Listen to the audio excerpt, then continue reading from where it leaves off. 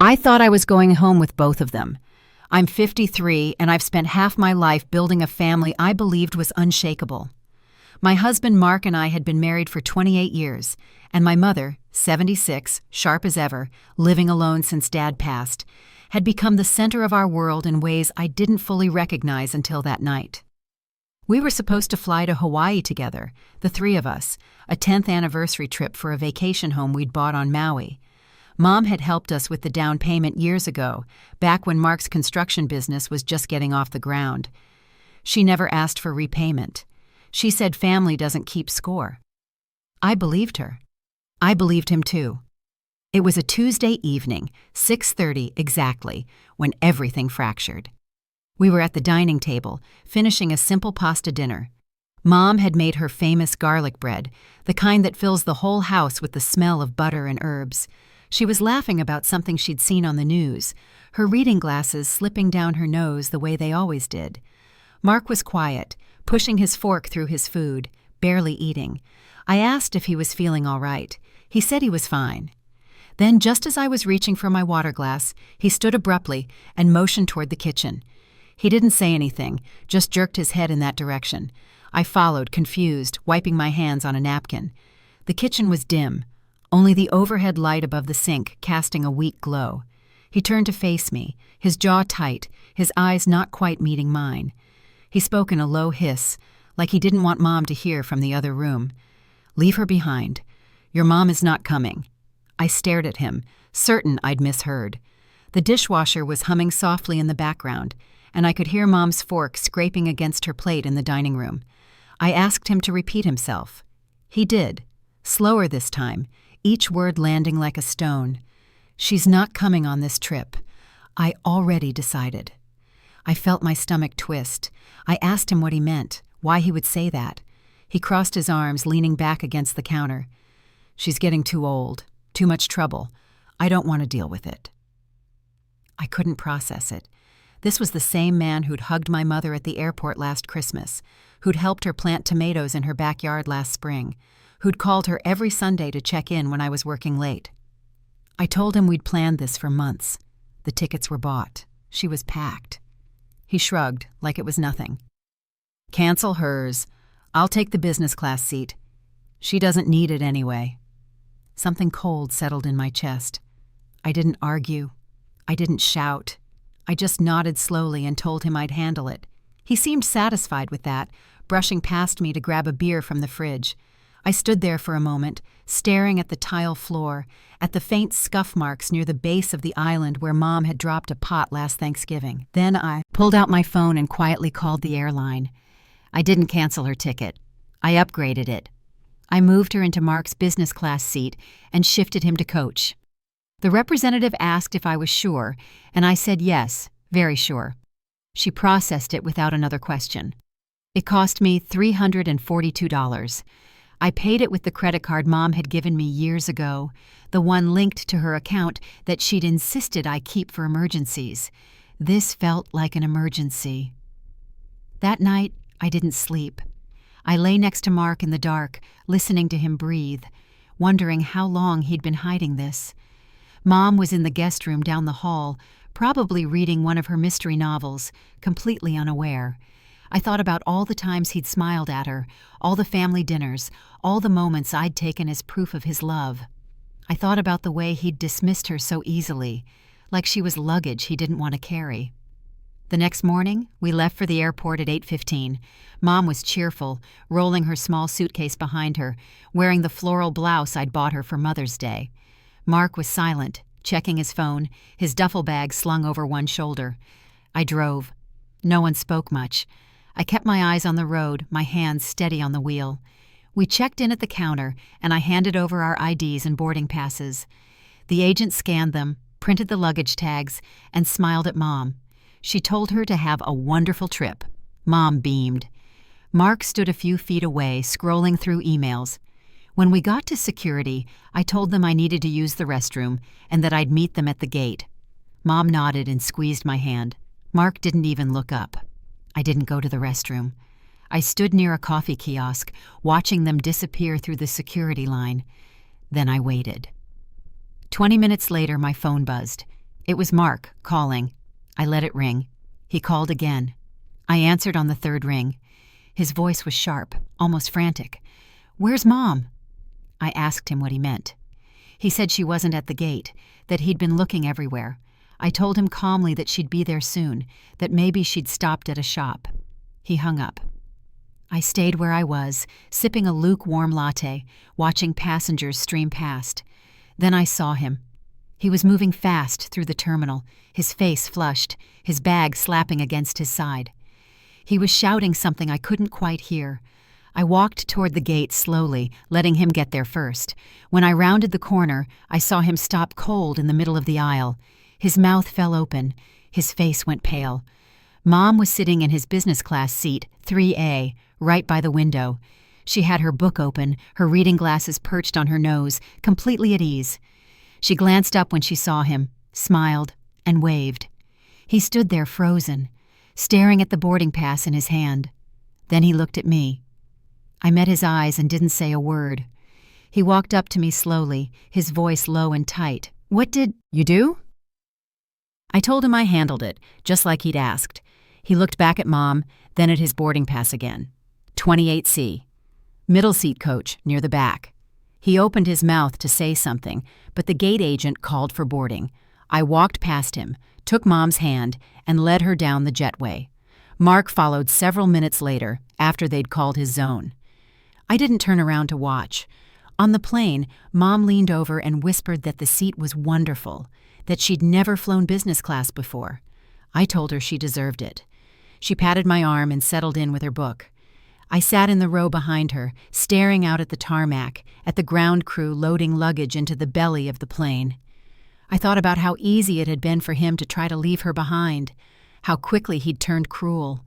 But I also thought about the house on Maui, the one we were flying toward, the one Mom had helped us buy, the one that was titled in all three of our names, a detail I'd nearly forgotten until last night when I couldn't sleep and started going through our files.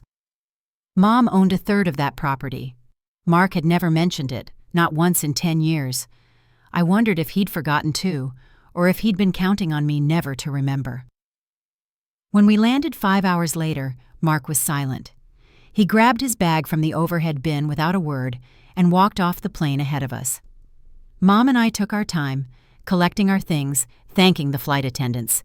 Outside, the Hawaiian air was warm and thick, smelling of salt and distant flowers.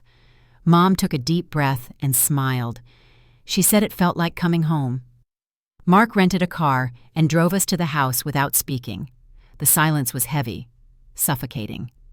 Mom tried to make small talk, pointing out the scenery, commenting on how much the island had changed since her last visit. He didn't respond. I sat in the back seat, watching the green hills roll past, the ocean flashing in and out of view between the trees.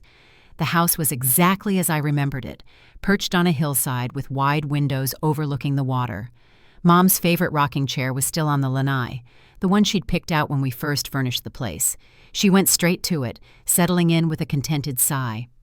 Mark carried the bags inside and disappeared into the bedroom. I stood on the lanai with Mom, listening to the waves crash against the rocks below. She asked if everything was all right between Mark and me. I told her I wasn't sure yet. She nodded slowly, her eyes on the horizon. She said she'd been married to my father for 49 years, and she'd learned that some silences were louder than any argument. She told me to trust my gut. I said I would. That night, after Mom went to bed, I sat alone in the living room with the property deed spread out on the coffee table. I'd pulled it from the filing cabinet in the hallway, the one we kept locked but whose key I'd always known the location of. The deed was clear, 3 names, 3 equal shares. I took a photo of it with my phone and saved it to a folder I labeled simply Records. Then I put the deed back and went to bed. Mark was already asleep, or pretending to be. I lay beside him in the dark, listening to the ocean through the open window, and I realized that I didn't know this man anymore. Or maybe I'd never known him at all. The next morning, I woke at 6:42 to the sound of Mark's voice drifting through the house. He was on the phone, standing on the back deck, his tone clipped and businesslike. I pulled on a robe and walked quietly to the door, staying just out of sight. He was talking to someone about the house, about selling it. He said the market was good, that we could clear over $1 million easily. He laughed, low and sharp, and said something about finally being free of dead weight. I felt the blood drain from my face. Dead weight. He was talking about Mom. I stepped back inside before he could see me and went straight to the kitchen. Mom was already awake, sitting at the table with a cup of coffee and the local newspaper. She looked up and smiled, asking if I'd slept well. I told her I had, though my voice sounded thin even to my own ears. She studied me for a moment, then set down her coffee. "What's wrong?" I sat across from her and told her everything. The kitchen conversation before the trip, the seat switch, the phone call I'd just overheard. She listened without interrupting, her face calm, but her hands gripping the edge of the table. When I finished, she was quiet for a long time. Then she reached across and took my hand. "I need you to do something for me." I nodded. She told me to call her lawyer when we got back to the mainland. His name was Jim Halford, and he'd handled my father's estate. She said she wanted to review the deed, make sure everything was still in order. She also wanted to check her bank accounts, her credit cards, anything that Mark might have access to. I asked her if she thought he'd taken anything. She didn't answer directly. She just said it was time to be careful. I made the call later that afternoon, stepping outside while Mom napped and Mark was out running errands. Jim answered on the second ring, his voice warm and familiar. I explained the situation briefly, keeping my tone steady. He didn't sound surprised. He said he'd pull the records and have his assistant send over copies of everything by the end of the week. He also suggested I check for any recent changes to beneficiaries or joint accounts. I thanked him and hung up, feeling a strange mix of relief and dread. When Mark came back, he was carrying groceries, acting like nothing had happened. He made small talk about the store, about how expensive everything was on the island. Mom played along, smiling and nodding, but I could see the tension in her shoulders.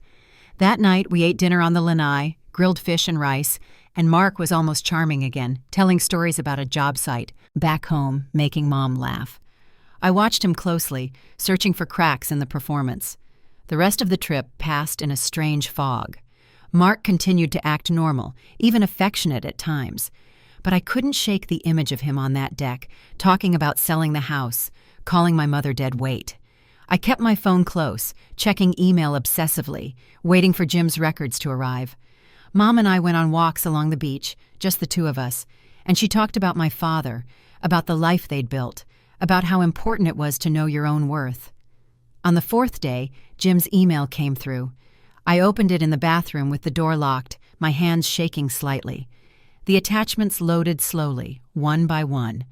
Property deed, unchanged. Bank statements for Mom's accounts, recent activity flagged. 3 withdrawals over the past 6 months, each for $5,000, all authorized by a joint account holder. Mark. I stared at the screen, my breath catching. $15,000. Gone. I scrolled through the details, looking for explanations, but there were none. Just the withdrawals, dated and documented.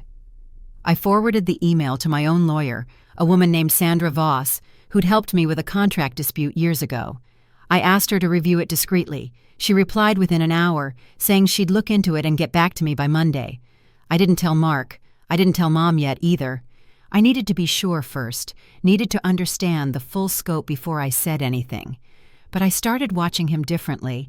I noticed the way he checked his phone constantly, the way he avoided looking Mom in the eye, the way he'd disappear for hours without explanation. I noticed the small lies, the inconsistencies in his stories. I started keeping my own record, writing down dates and details in a note on my phone. On our last night in Maui, we had dinner at a restaurant overlooking the water. The sun was setting, painting the sky in shades of orange and pink. Mom ordered the mahi-mahi, and Mark had steak. I barely touched my food. Mark raised his glass for a toast, something about family and new beginnings. Mom clinked her glass against his, smiling, but her eyes found mine across the table. I saw the question there, the worry. I gave her a small nod. She understood. When we got back to the mainland, everything accelerated. Sandra called me 2 days later with her findings. The withdrawals were clean on paper, authorized by the joint account Mom had opened with Mark years ago when he'd needed a co-signer for a business loan. But the money hadn't gone toward any business expense. Sandra had traced it to a separate account, one in Mark's name only, linked to a brokerage firm. He'd been siphoning funds slowly, quietly, probably betting on Mom never checking her statements closely. Sandra asked if I wanted to pursue legal action. I told her not yet. I needed more. She suggested hiring a forensic accountant, someone who could dig deeper, look for other irregularities. I agreed. She referred me to a man named Paul Chen, someone she'd worked with before. I met him at a coffee shop downtown on a Thursday morning at 10:15, sliding a folder across the table with copies of everything I had so far. Paul was methodical, calm.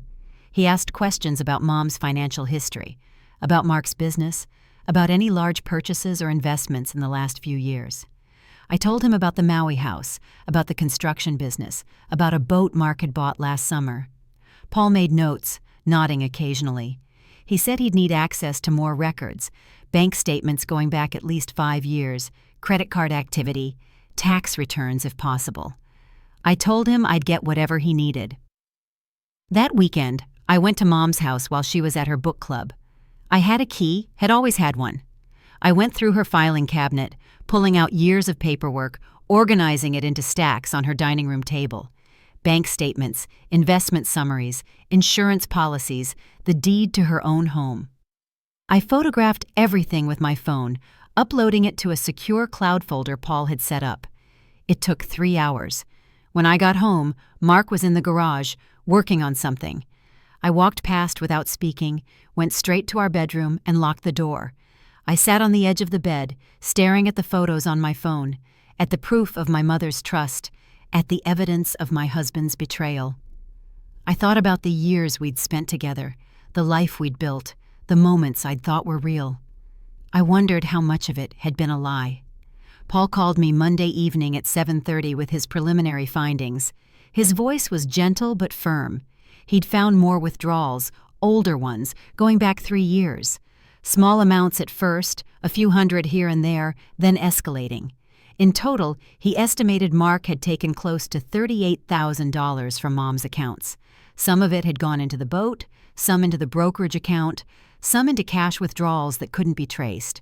Paul said it was textbook financial elder abuse.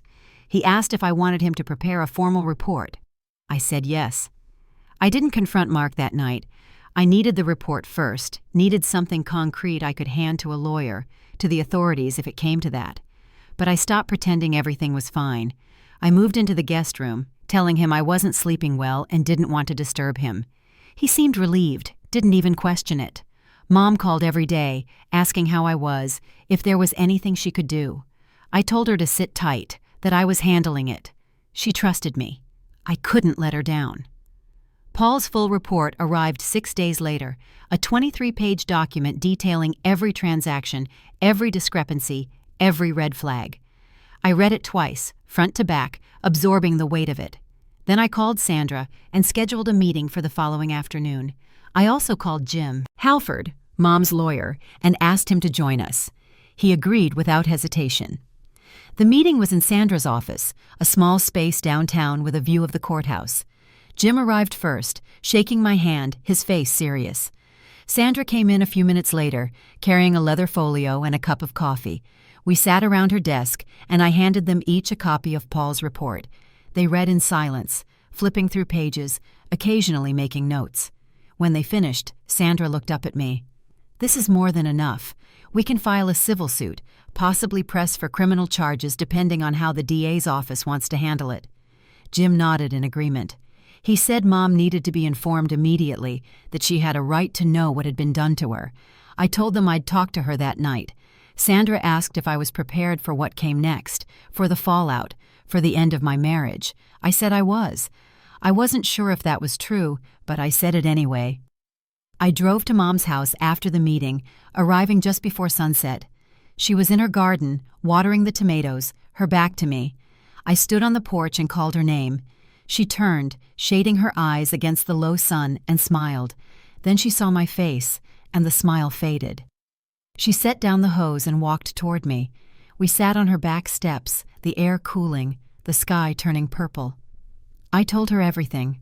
The withdrawals, the hidden account, the boat, the brokerage, the total, $38,000. She didn't cry, she didn't shout, she just sat very still, her hands folded in her lap, staring at the garden. Finally she spoke. Her voice was steady, almost calm. I trusted him. I told her I knew. She nodded slowly, then looked at me. What do we do now? I told her about Sandra, about Jim, about the report. I said we could file a civil suit, freeze his access to her accounts, possibly pursue criminal charges. She asked if it would get her money back. I said it might, but there were no guarantees. She was quiet for a long moment. Then she reached over and took my hand. Do it, all of it. I squeezed her hand and nodded. We sat there until the stars came out, not saying much, just being together. When I finally left, she walked me to the car and hugged me tight. She whispered in my ear that she was proud of me, that my father would have been too. I drove home with tears streaming down my face, gripping the steering wheel so hard my knuckles went white. Mark was in the living room when I got back, watching TV. He glanced up when I walked in, asked where I'd been. I told him I'd been at Mom's. He grunted and turned back to the screen. I stood there for a moment, watching him, this man I'd thought I knew. Then I went to the guest room and closed the door. I pulled out my phone and texted Sandra one word: proceed. The next morning, Sandra filed the paperwork. A civil suit for financial elder abuse, theft, and breach of fiduciary duty. She also filed for an emergency restraining order to freeze Mark's access to any of Mom's accounts. The court granted it within hours. By noon, Mark's name had been removed from every joint account, every credit card, every line of credit tied to my mother. He didn't know yet. He was at a job site, oblivious. I spent the afternoon at Sandra's office going over next steps. She said we'd need to serve him with the papers, probably at the house. She recommended having someone else present when it happened, just in case things got volatile. I called my brother Sean, who lived 2 hours north. He said he'd be there by evening. I also called Mom and told her to stay home, to keep her doors locked, not to answer if Mark called. She agreed without argument. Sean arrived at 6:50, pulling into the driveway in his old pickup. He hugged me hard and asked if I was okay. I told him I was managing. He said he'd stay as long as I needed. We waited in the living room, the papers sitting on the coffee table, in a manila envelope. Mark came home just after 7:30, whistling as he walked through the door. He stopped when he saw Sean. "What's going on?" I stood up, holding the envelope. My voice was calm, rehearsed. "You need to see this." He took the envelope slowly, his expression shifting from confusion to suspicion. He opened it, pulled out the papers, and started reading. I watched his face change. Confusion, disbelief, anger. He looked up at me, his jaw tight. "What the hell is this?" I told him it was exactly what it looked like, a lawsuit, for stealing from my mother. He barked out a harsh laugh, shaking his head. "You're insane, I never stole anything." I told him we had proof. Bank records, withdrawals, a forensic accountant's report, $38,000. His face went pale. He looked at Sean, then back at me. "You can't do this."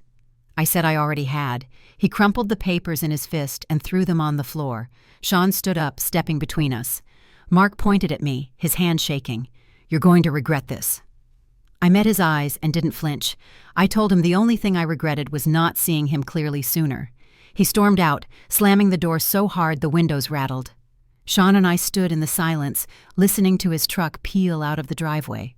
Then I sat down, my legs suddenly weak, and let out a long breath. Sean stayed the night, sleeping on the couch. I barely slept, lying in the guest room with my phone on the nightstand, half expecting Mark to come back. He didn't. The next morning, Sandra called to confirm he'd been officially served. She said he had 30 days to respond. She also said his lawyer had already reached out, asking for a meeting. I told her to set it up. The meeting happened 4 days later in a conference room at Sandra's office. Mark's lawyer was a man named Greg Pelletier, mid-50s, slick suit, cold handshake. Mark sat next to him, his face hard and unreadable.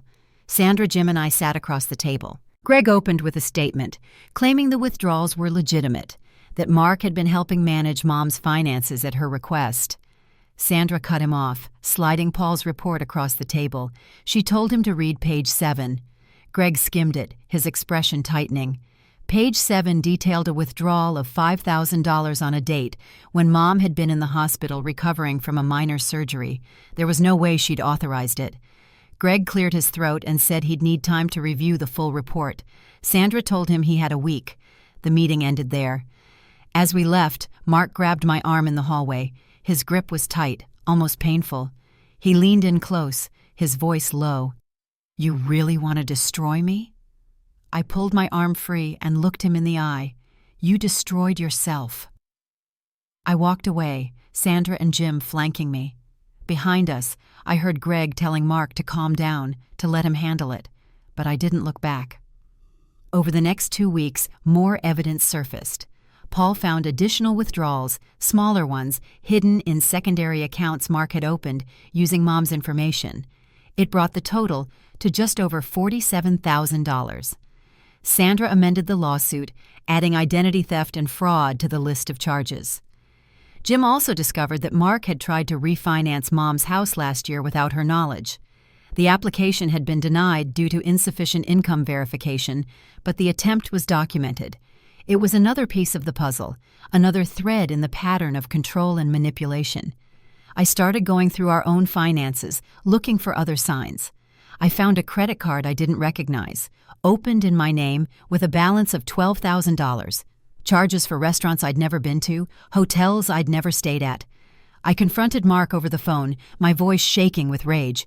He denied it, said I must have forgotten. I told him I was filing a police report. He hung up on me. The police report was filed that afternoon.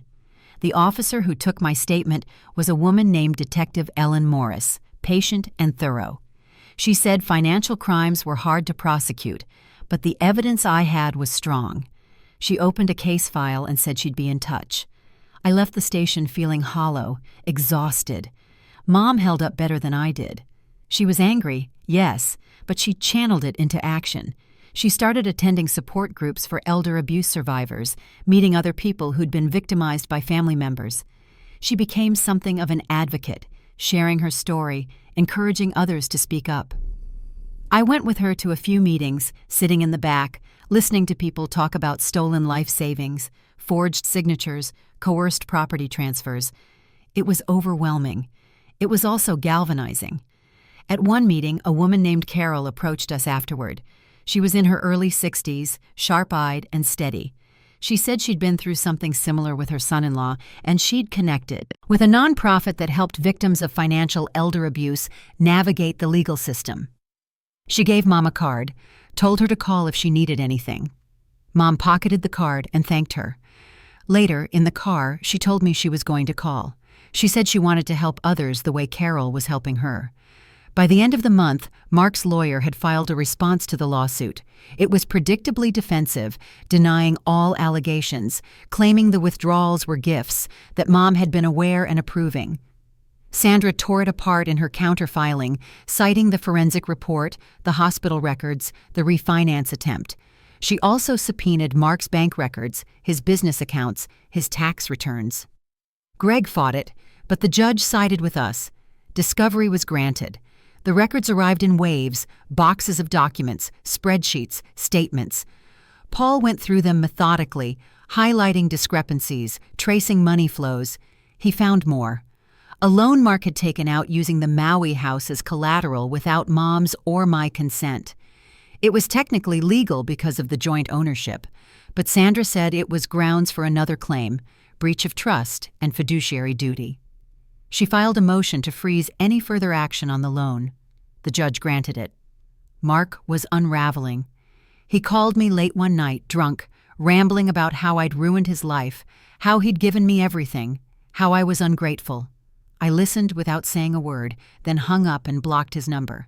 Sean urged me to get a restraining order. I said I'd think about it. Sandra said I should. I filed the paperwork the next day. The restraining order was granted within 72 hours. Mark was ordered to stay at least 500 feet away from me, from Mom, from our home. Violation would result in immediate arrest. I felt a strange mix of relief and sadness when I got the notification. This was my husband, the man I'd planned to grow old with. And now he was legally barred from coming near me. But there was no time to dwell. The lawsuit was moving forward, and Sandra said we were building a strong case. She was also in contact with the DA's office, discussing the possibility of criminal charges. The detective, Ellen, had forwarded her findings to a prosecutor named David Lynn. He called me a week later, asking if I'd be willing to testify if charges were filed. I said yes without hesitation. Mom and I started planning for the future. We talked about selling the Maui house, splitting the proceeds, using her share to rebuild her savings. We talked about her moving in with me, at least temporarily, until things settled. She was resistant at first, insisting she could manage on her own. But I reminded her that the house was too big, too much for her to handle alone. She finally agreed, on the condition that she'd pay rent. I told her we'd figure it out. The house sold quickly, well over asking price. The market was hot, and the property was desirable. After paying off the loan Mark had taken out, Mom's share came to just over $390,000. It wasn't enough to cover what he'd stolen, but it was a start. She deposited it into a new account, one with only her name on it, at a different bank. She said she'd never make the mistake of trusting anyone with her money again. I told her she could trust me. She smiled and said she knew. As the case dragged on, more people started to learn about what had happened. Friends, neighbors, co-workers. Some were supportive, reaching out with messages of encouragement. Others were silent, uncomfortable, probably unsure what to say.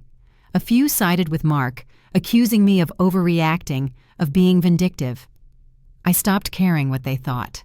I had Mom. I had Sean. I had Sandra and Jim and Paul and Ellen and David. I had a team. I had the truth. And then one afternoon in late autumn, Sandra called with news. Greg had reached out, asking to discuss a settlement. Mark wanted to avoid trial. He was offering to repay the $47,000, plus interest, in exchange for dropping the civil suit and not pursuing criminal charges. Sandra asked what I wanted to do. I said I needed to talk to Mom. Mom and I sat in her kitchen, the same place we'd sat months ago when I first told her about the theft. I laid out the offer. She listened carefully, her expression unreadable. When I finished, she was quiet for a long time. Then she looked at me, her eyes clear and fierce. I don't want his money. I want him held accountable. I told her a settlement would guarantee she got something back, that a trial was risky, that we might lose. She shook her head. I don't care. He needs to face what he did, not just to me, to you, to our family. I felt something settle in my chest, a sense of clarity I hadn't felt in months. I nodded and called Sandra back. I told her no settlement. We were going to trial. She paused, then said she'd inform Greg. I could hear the approval in her voice. Mark's response was swift and ugly. He started posting on social media, vague messages about betrayal, about family turning on each other, about false accusations. His friends rallied around him, leaving comments of support, attacking me indirectly. I didn't respond. Sandra advised me to stay silent, to let the legal process speak for itself. It was harder than I expected. The trial date was set for early spring. Sandra and Jim prepared meticulously, organizing evidence, lining up witnesses, rehearsing testimony. Paul would testify about the financial analysis. Ellen would testify about the police investigation. I would testify about what I'd seen, what I'd found, what Mark had said. And Mom would testify too. She was nervous but resolute. She said she'd been silent long enough. As winter set in, I moved through my days in a kind of haze. I went to work, came home, helped Mom settle into the guest room that had become hers. We cooked dinner together most nights, simple meals, nothing fancy. We watched old movies, read books, talked about everything except the trial. It was a strange kind of peace, fragile, but real. One evening, just before Christmas, Mom and I were sitting by the fireplace. She was knitting a scarf, her hands moving rhythmically, the click of the needles soft and steady. I was staring into the flames, thinking about the months ahead, about the trial, about whatever came after. She looked up at me, her eyes warm. "You saved me, you know." I shook my head, but she insisted. "You did. You saw what was happening and you didn't look away. You fought for me. Not everyone would have done that." I told her I couldn't have done anything else. She smiled and went back to her knitting. The fire crackled. The scarf grew longer. And I realized that this, right here, was what mattered. Not the money. Not the trial. Not even the justice we were fighting for. It was this. Family. Real family. The kind that doesn't keep score. But the fight wasn't over. Not yet. In just a few months, we'd be standing in a courtroom, facing Mark across the aisle, laying out the truth for a judge and jury to weigh. I didn't know how it would end. I didn't know if we'd win, if Mom would get her money back, if Mark would face real consequences. All I knew was that we'd fought to get here, and we weren't backing down now. The new year came quietly, marked only by the distant sound of fireworks echoing through the neighborhood at midnight. Mom and I stood on the back porch, wrapped in blankets, watching the sky light up in brief flashes of color. The cold air smelled faintly of gunpowder and winter. She didn't say anything, just reached over and squeezed my hand. We went inside a few minutes later, made tea, and went to bed. No resolutions, no promises, just the weight of what was coming. Sandra called me on January 4th at 9:20 in the morning. Her voice was crisp, all business. She said Greg had reached out again, this time with a revised offer. Mark was willing to repay $60,000, covering the theft plus damages, and agree to a payment plan. In exchange, we'd drop everything: civil suit, criminal referral, restraining order, a clean slate. She paused, waiting for my response. I told her I'd talk to Mom and call her back, but I already knew what the answer would be. Mom was in the kitchen, making scrambled eggs, humming softly to herself. I told her about the offer. She didn't even turn around. She just kept stirring the eggs, the spatula scraping against the pan in a steady rhythm. "No," I asked if she was sure. She turned off the stove, plated the eggs, and sat down across from me. Her face was calm, but her eyes were hard. "He thinks he can buy his way out. He can't." I called Sandra back and told her.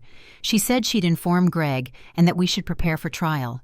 The date was locked in for March 17th, 8 weeks away. The next few weeks were a blur of preparation. Sandra and Jim worked around the clock, organizing evidence, preparing witness lists, drafting opening statements. I met with them twice a week, going over my testimony, rehearsing questions, anticipating what Greg might throw at me. Paul joined us for one session, walking through his forensic analysis step by step, explaining how he'd traced every dollar. It was exhausting. It was necessary. Mom had her own sessions with Jim, practicing her testimony.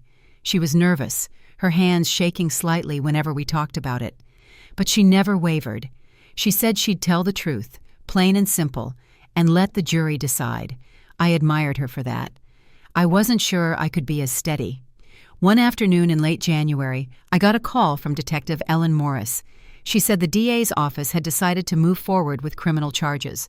Mark was being formally charged with financial elder abuse and identity theft. The arraignment was scheduled for February 10th. She asked if I wanted to be there. I said yes. The arraignment was held in a small courtroom downtown at 2:30 in the afternoon. I sat in the back row with Mom and Sean, watching as Mark was led in by his lawyer. He looked thinner, older, his face drawn and pale. He didn't look at us. Greg entered a plea of not guilty on his behalf. The judge set bail at $50,000. Mark posted it within an hour. We left without speaking to him. As we walked out of the courthouse, a reporter approached us. She was young, mid-20s, holding a recorder. She asked if we had any comment about the case. Sandra had warned me this might happen, told me to say nothing. But Mom stopped, turned to face the reporter, and spoke clearly. "My son-in-law stole from me. He betrayed my trust. I'm here to make sure he's held accountable." The reporter scribbled notes, asked a follow-up question. Mom just shook her head and walked away. The story ran online that evening, a brief piece with Mom's quote prominently featured. My phone buzzed with messages from people I hadn't heard from in years, some supportive, some accusatory. I turned off notifications and focused on what mattered. The civil trial began on March 17th, a cold Monday morning with gray skies threatening rain. The courthouse was busy, people streaming in and out, lawyers in dark suits carrying briefcases. We arrived early, at 8:45, and met Sandra in the hallway outside the courtroom. She looked confident, composed. She told us the judge was fair, the jury had been selected, and we had a strong case. I nodded, trying to absorb her calm. Inside, the courtroom was smaller than I'd expected. Wood-paneled walls, rows of benches, a raised judge's bench at the front. Mark was already seated at the defense table with Greg. He glanced back when we walked in, his face blank. I didn't look away. Mom and I sat behind Sandra, Sean beside us. The gallery filled slowly, a mix of people I didn't recognize and a few familiar faces. Carol from the support group, neighbor, a journalist with a notebook. The judge entered at 9:15, a woman in her 60s with silver hair and sharp eyes. Judge Patricia Caldwell. She called the court to order and the bailiff announced the case. Sandra stood and delivered her opening statement. She spoke clearly, methodically, outlining the evidence, the timeline, the betrayal. She pointed to Mark and called him what he was, a thief who'd targeted a vulnerable elderly woman. The jury listened, some taking notes, others just watching. When Sandra sat down, Greg stood for his opening. He painted Mark as a devoted family member, misunderstood, accused unfairly by a vindictive ex-wife. He claimed the money had been gifts, that Mom had been fully aware. It was a weak argument, and I could see a few jurors frowning. The first witness was Paul Chen, the forensic accountant. Sandra walked him through his findings, page by page, transaction by transaction. Paul was calm, precise, answering every question with data. He showed the jury spreadsheets, highlighted withdrawals, explained the discrepancies. Greg tried to discredit him on cross-examination, suggesting the analysis was biased, that he'd been paid to find wrongdoing. Paul didn't flinch. He said the numbers spoke for themselves. Next was Detective Ellen Morris. She testified about the police investigation, the report I'd filed, the credit card fraud. She described the evidence she'd gathered, the statements she'd taken. Greg asked if any charges had been filed related to the credit card. Ellen said yes, they were pending in criminal court. Greg pressed, suggesting it was all circumstantial. Ellen remained steady, professional. The second day, Sandra called me to the stand. I walked to the front of the courtroom, my legs shaky, and took the oath. Sandra asked me to describe what I'd found, how I discovered the thefts, what Mark had said. I spoke slowly, keeping my voice steady, recounting the kitchen conversation, the airline seat, the bank statements, the hidden accounts. I told them about the boat, the refinance attempt, the credit card. Greg objected twice, claiming hearsay. The judge overruled both times. When Greg cross-examined me, he was aggressive, trying to paint me as bitter, angry, someone with an axe to grind. He asked if I was getting a divorce. I said yes. He asked if I was trying to punish Mark. I said no, I was trying to protect my mother. He asked if I had any proof that Mark hadn't been given permission for the withdrawals. I said yes, the hospital records, the dates, the forensic analysis. He moved on quickly. On the third day, Mom took the stand. She wore a navy dress, her hands folded in her lap, her voice quiet but clear. Sandra asked her about her relationship with Mark, about the joint account, about the withdrawals. Mom said she'd never authorized any of them, that she hadn't even known they were happening until I'd told her. She described the betrayal, the shock, the fear. Her voice cracked once, and she paused to collect herself. The jury was rapt. Greg's cross-examination was gentler, probably trying not to alienate the jury by attacking an elderly woman. He suggested she might have forgotten giving permission, that her memory wasn't what it used to be. Mom bristled. She said her memory was fine, that she kept detailed records, that she would have remembered giving away nearly $50,000. Greg backed off. Sandra called one more witness, a manager from the bank where the joint account had been held.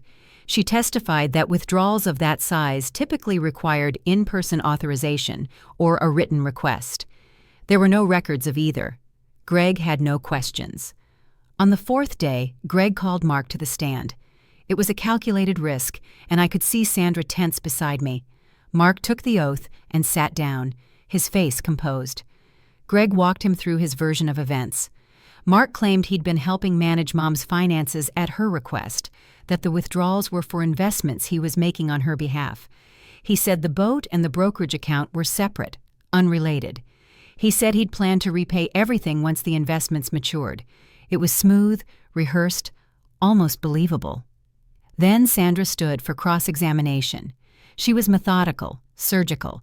She asked Mark to name one investment he'd made with Mom's money. He hesitated, said it was tied up in the business. She asked for documentation. He said he didn't have it with him. She asked why he hadn't told Mom about these investments. He said he wanted to surprise her with the returns. Sandra paused, let that hang in the air. Then she pulled out a document, handed a copy to the judge and the jury. It was a receipt for the boat, dated 6 months after the first withdrawal. She asked Mark if that was an investment for Mom. He stammered, said it was complicated. Sandra asked again. He said no. She moved to the brokerage account, asking if Mom had ever seen the statements. He said no. She asked why not. He said he was managing it for her. She asked if he'd ever deposited any returns into her account. He said not yet. She asked if he'd ever planned to. He said yes. She asked for proof. He didn't have any. By the time Sandra sat down, Mark looked shaken. His lawyer tried to redirect, to salvage something, but the damage was done. The jury had seen him squirm, heard him contradict himself. It was over. Closing arguments came the next morning. Sandra was powerful, tying together every thread, every piece of evidence, every lie Mark had told. She reminded the jury that this wasn't about a family dispute. It was about theft, plain and simple.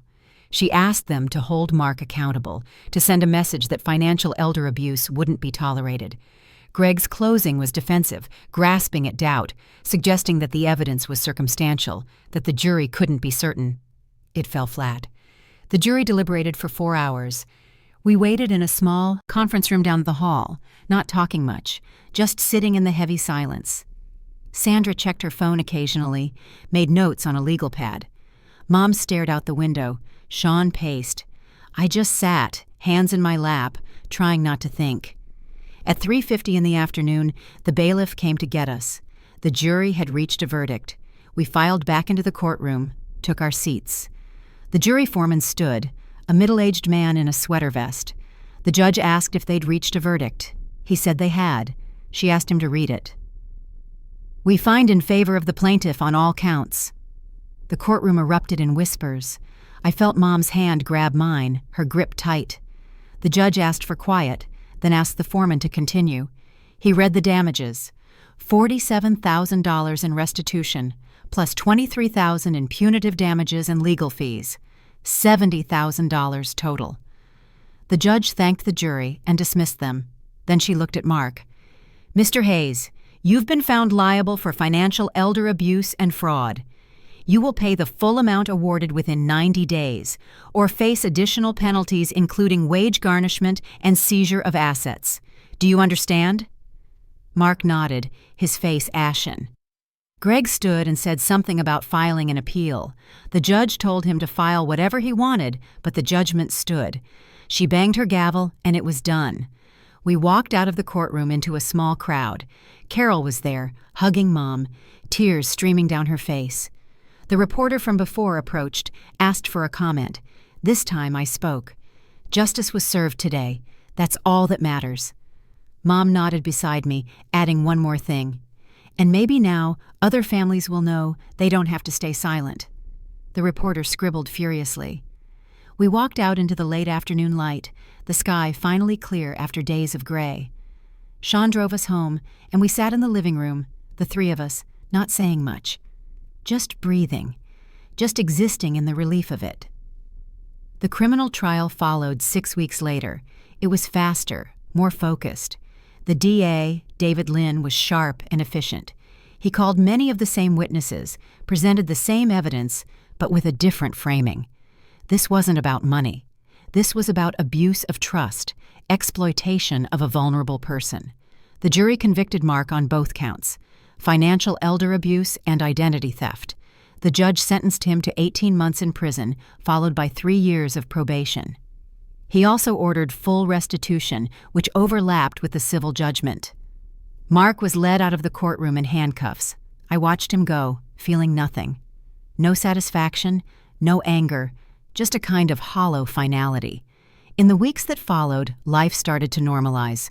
Mark paid the first installment of the judgment, $10,000, pulled from the sale of the boat and some liquidated assets. The rest would come in monthly payments, monitored by the court. Mom deposited the money into her account and said she felt lighter, like a weight had been lifted. But there was more to resolution than money. One Sunday in late May, Mom asked if I'd go with her to the community center. She said there was something she wanted to do. I agreed, curious. The center was hosting a forum on elder abuse, organized by the nonprofit Carol had connected us with. There were maybe 50 people in the room, a mix of seniors, caregivers, social workers, and a few local officials. Mom had been asked to speak. I sat in the front row as she walked to the podium, her hands slightly trembling, but her voice strong. She told her story.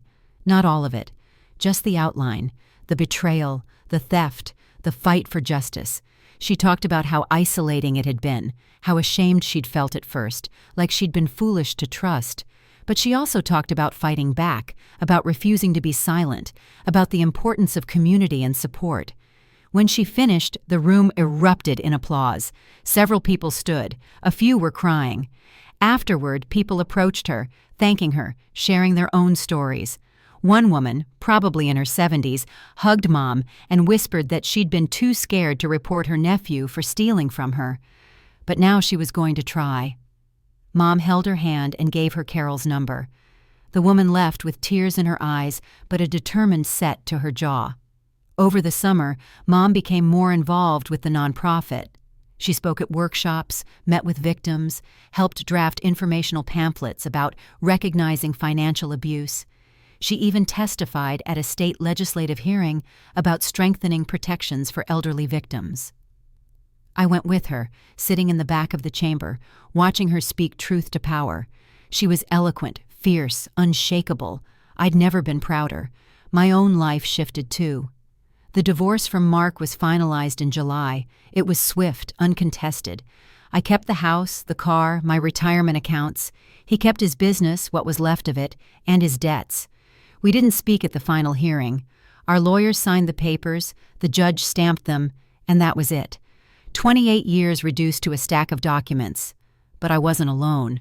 Sean visited often, helping with repairs around the house, taking Mom and me out to dinner. I reconnected with old friends, people I'd lost touch with during the marriage. I started going to a book club, joined a hiking group, rediscovered hobbies I'd abandoned. Slowly, I rebuilt. One evening in early September, at 7:20, Mom and I were sitting on the back porch, watching the sunset. The air was warm, the garden lush with late summer blooms. She'd been quiet most of the day, reflective. Finally, she spoke. "Do you regret it? Fighting him?" I thought about it, really thought. The stress, the sleepless nights, the courtroom confrontations, the money spent on lawyers and accountants, the public scrutiny, the end of my marriage. No, not for a second. She nodded slowly, a small smile playing at her lips. Good, because I don't either. We sat in comfortable silence, the crickets starting their evening chorus. I thought about everything we'd been through, everything we'd lost, everything we'd gained. The money was important, yes, but it wasn't what mattered most. What mattered was that we'd stood up, we'd fought, we'd refused to be victims. A few weeks later, I got a call from David Lynn, the prosecutor. He said Mark had been released early for good behavior after serving 10 months. He was out on probation, required to continue restitution payments, barred from contacting us. David asked if I felt safe. I told him yes. The restraining order was still in place. and Mark knew the consequences of violating it. David said to call him if anything changed. I thanked him and hung up. I told Mom that evening. She took it calmly, just nodded, and went back to her crossword puzzle. She said she wasn't afraid of him anymore. He'd taken enough from her. He wouldn't take her peace. By October, the house felt different, lighter. We'd repainted the guest room, made it fully Mom's. She'd brought over more of her things, pictures and books and her favorite quilt. We fell into a rhythm, sharing meals, taking walks, watching old movies on Friday nights. It wasn't the life I'd imagined when I was younger, but it was good. It was real. One afternoon, I ran into Greg Pelletier at the grocery store. He was in the produce section, picking through apples. We made eye contact, and for a moment, I thought he'd turn away. But he walked over, his expression cautious. "How are you?" I told him I was fine. He nodded, shifted his weight. "For what it's worth, I'm sorry. About all of it." I studied him, searching for sincerity. I found it. Faint, but there. "You were just doing your job." He seemed relieved, offered a small smile, and walked away. I stood there for a moment, holding a bag of oranges, feeling oddly at peace. Even the people who'd opposed us were just people, doing what they thought was right, or at least what they were paid to do. It didn't excuse anything, but it made it easier to let go. In November, the nonprofit Mom had been working with held a fundraiser dinner. It was at a hotel ballroom downtown, a formal affair with a silent auction and speeches. Mom was being honored with an advocacy award for her work over the past year. She insisted I come, said she wouldn't accept it without me there. The room was full, maybe 200 people. Advocates, donors, survivors, officials. Mom wore a dark green dress, her hair done up, looking more vibrant than I'd seen her in years. When they called her name, the room stood and applauded. She walked to the stage, accepted the plaque, and gave a short speech. She thanked the nonprofit, thanked Carol, thanked me. She said that surviving abuse was only the first step. Thriving afterward, helping others, that was the real victory. The applause was deafening. Afterward, people swarmed her, shaking her hand, taking photos. I stood to the side, watching, my heart full. This was who she'd always been, strong and generous and unwilling to back down. The abuse hadn't broken her. It had just revealed what was already there. As the night wound down, we drove home together, the city lights blurring past the windows. Mom was tired but happy, the plaque resting on her lap. She said she couldn't believe how much had changed in a year and a half. I told her I could. She'd fought for it. We both had. Christmas came quietly. Sean joined us, and we cooked a big meal, laughed over old stories, played board games by the fire. There were no expensive gifts, no grand gestures, just time together, simple and warm. It was enough. In January, I got a notice from the court. Mark had completed his restitution payments in full. The judgment was satisfied. I stared at the letter for a long time, feeling a strange sense of closure. It was done. Truly done. I filed the letter away and didn't think about it again. Mom and I started planning for the future. She wanted to travel, said she'd always wanted to see the national parks. We booked a trip to Yellowstone for the spring, found a small cabin near the park entrance. She was excited, pulling out maps, marking trails she wanted to hike. I watched her plan, marveling at her resilience, at her refusal to let the past define her. One evening in late February, we were cooking dinner together, chopping vegetables at the counter.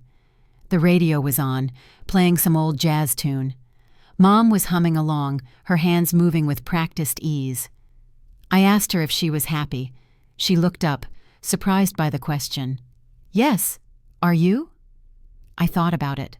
The divorce, the trial, the upheaval, the rebuilding, and yes, underneath all of it, the quiet contentment of this life we'd built together. "Yes, I really am." She smiled, went back to chopping. The music played on, filling the kitchen with warmth and sound. Outside, the first signs of spring were starting to show, crocuses pushing through the last patches of snow. New beginnings, fresh starts. In March, on a rainy Tuesday afternoon, I got a call from Sandra. She said Greg had filed a motion to reduce the judgment, claiming financial hardship on Mark's behalf. But the judge had denied it within hours, citing the severity of the original offense. Sandra said it was the last gasp of a desperate man, that it wouldn't go anywhere. I thanked her and hung up. I didn't tell Mom. There was no point. It was over, and dragging up old battles served no purpose. We were moving forward, and that was what mattered. By April, Mom's health was better than it had been in years. She'd started going to a fitness class at the community center, swimming twice a week, eating better. She said she felt stronger, more alive. I believed her. The stress of the abuse had taken a physical toll, and now, free of it, she was thriving. We took the Yellowstone trip in May, spending 10 days hiking, exploring, sitting by the cabin's fireplace at night. Mom was in her element, pointing out birds, identifying wildflowers, soaking in the natural beauty.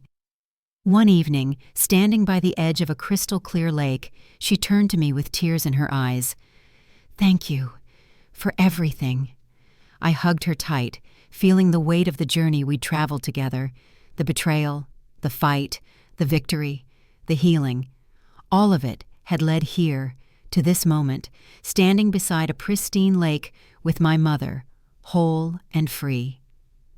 When we got back, life settled into a comfortable routine. I returned to work, Mom resumed her advocacy, and we continued building the life we'd fought so hard to protect. There were still hard days, moments when the past crept back in, memories of Mark's betrayal or the grueling trial. But they were fewer now, less sharp. One Saturday in June, at 11:30 in the morning, I was cleaning out the garage when I found an old box of photos. I almost threw it away without looking, but curiosity got the better of me. Inside were pictures from the early years of my marriage, Mark and me on our wedding day, young and smiling, vacations, holidays, ordinary moments frozen in time. I sat on the garage floor, flipping through them, feeling a complicated mix of nostalgia and sadness. Mom found me there an hour later, surrounded by photographs. She sat down beside me, picked up one of the pictures. It was from a Christmas years ago, all of us together, laughing at something off camera. She studied it for a long moment, then set it down. That was a different time, a different version of him. Or maybe it was always who he was, and we just didn't see it.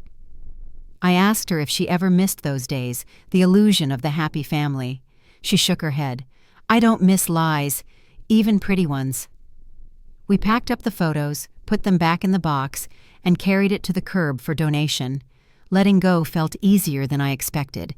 By summer's end, I'd started seeing someone new. His name was Tom, a colleague from work, kind and steady, and nothing like Mark. We took things slowly, coffee dates turning into dinners, dinners into weekend hikes. Mom liked him, said he had an honest face. I laughed but took her assessment seriously. She had good instincts. In September, the nonprofit held another community forum, this time focused on prevention and education. Mom was on the panel, alongside a state senator and a banking executive. She spoke about warning signs, about the importance of keeping financial records, about not being ashamed to ask for help. The audience was engaged, asking questions, taking notes. Afterward, several people approached Mom with their own concerns, their own stories. She listened to each one, offered guidance, connected them with resources. She'd become a pillar of the community, a voice for the voiceless. That evening, driving home, she said something that stuck with me. "You know what the best revenge is? Living well, helping others, not letting them steal your future along with your past." I told her she was wise. She laughed and said she'd just lived long enough to figure a few things out. By October, a year after the trial, I realized I hadn't thought about Mark in weeks. He'd become a shadow, a footnote in the story of my life, rather than the central character. The realization was freeing. I'd reclaimed my narrative, my identity, my future. One crisp autumn evening at 6:50, Mom and I were sitting on the porch again, the air smelling of wood smoke and fallen leaves. The sun was setting, casting long shadows across the yard. She was reading, her glasses slipping down her nose the way they always did. I was just sitting, content to be still, to be present. She looked up from her book and smiled at me. "We made it, didn't we?" I nodded, feeling the truth of it settle deep in my chest. "Yeah, we did." She went back to her book, and I went back to watching the sunset, the sky turning shades of pink and gold. The crickets started their song, a comforting rhythm that spoke of endings and beginnings, of seasons turning, of life moving forward. The journey had been brutal, exhausting, heartbreaking, but it had also been necessary. We'd fought for justice, for dignity, for the simple right to be treated with respect.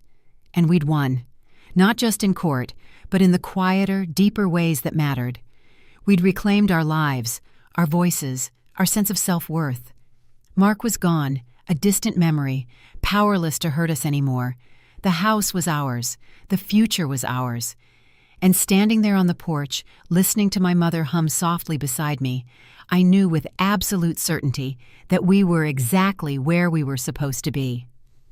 In November, I got word that Mark had moved out of state, taken a job in another city. I felt nothing hearing it, no relief, no anger, just indifference. He was someone else's problem now, someone else's cautionary tale. My chapter with him was closed, the pages sealed shut. Mom continued her advocacy work through the winter, speaking at more events, mentoring new survivors, even starting a blog to share resources and stories. Her writing was clear and powerful, each post a testament to resilience.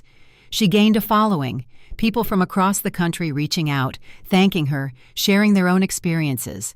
She'd found a new purpose, a way to turn her pain into something meaningful. I watched her transform from a victim into a warrior, from someone who'd been diminished into someone who stood tall and unshakable.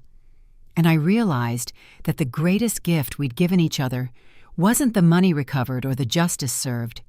It was permission to be strong, to fight back, to refuse to accept mistreatment as inevitable. On a cold December morning, I woke to find fresh snow covering the yard, everything white and clean and new. Mom was already up, making coffee, the smell rich and inviting. We sat at the kitchen table, warming our hands on our mugs, watching the snow fall in lazy spirals outside the window. She asked me what I wanted for the new year.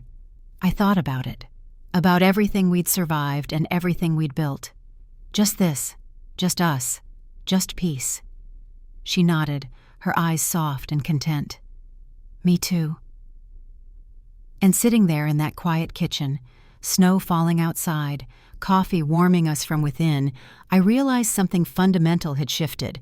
We weren't defined by what had been done to us. We were defined by what we'd done in response. We'd chosen courage over silence, action over acceptance, justice over convenience. The scars were still there, probably always would be, but they were proof of survival, evidence of strength. And looking at my mother, at the woman who'd stood beside me through every brutal moment of the fight, I knew we'd never be victims again. By the end of that year, 2 years after the trial, life had found its rhythm.